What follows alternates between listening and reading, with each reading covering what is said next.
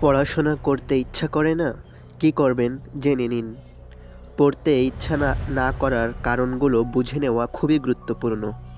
আপনার জন্য কিছু পরামর্শ রয়েছে, যেটা আপনাকে পড়াশোনায় সাহায্য করতে পারে। ১. আপনি আপনার লক্ষ্য নির্ধারণ করুন। ২. ছোট ছোট অংশে পড়ুন। ৩. পরিকল্পনা তৈরি করুন পড়ার আগে। ৪. আকর্ষণীয় পদ্ধতি অনুসরণ করে পড়ুন। ৫. পড়ার জায়গা পরিবর্তন করুন। ৬. নিজেকে পুরস্কৃত করুন। ৭. বন্ধুদের সাহায্য নেওয়া। ৮. মোবাইল অথবা ডিভাইস থেকে দূরে থাকা। এই ৮টি পয়েন্টের আলোকে আমরা এখন আলোচনা করব কিভাবে আপনি আপনার পড়াশোনায় মনোযোগী হতে পারেন।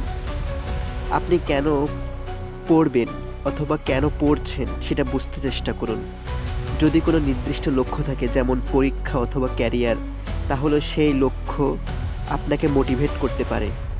একসঙ্গে অনেক কিছু পড়ার চেষ্টা না করে বিষয়গুলো ছোট ছোট অংশে ভাগ করে পড়ুন। ২৫ থেকে ৩০ মিনিট পড়ার পর ৫ থেকে ১০ মিনিট বিরতি নিয়ে নিন। প্রতিদিনের জন্য একটি টাইম টেবিল তৈরি করুন। এতে পড়ার সময় এবং বিরতির সময় আলাদা থাকবে। পড়ার সময় ভিজুয়াল মেটেরিয়াল, যেমন ভিডিও, ছবি, ইউটিউবে ভিডিও দেখতে পারেন। পড়া রিলেটেড গল্পের মতো শিখতে চেষ্টা করুন। একটি শান্ত এবং আরামদায়ক জায়গায় পড়তে বসুন।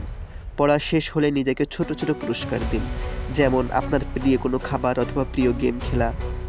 এগুলো আপনি পড়ার পর আপনার লক্ষ্য উদ্দেশ্য হলে আপনার ইচ্ছা পূরণ করতে পারেন। যারা নিয়মিত পড়ে তাদের সাথে পড়ার চেষ্টা করুন। গ্রুপ স্টাডি করলে মোটিভেশন পাওয়া যায়। পড়ার সময় সব ধরনের ডিস্ট্রাকশন এড়িয়ে চলার চেষ্টা করুন। ইনশাআল্লাহ এগুলো মেনে চললে আপনি পড়াশোনায় মনোযোগী হতে পারবেন।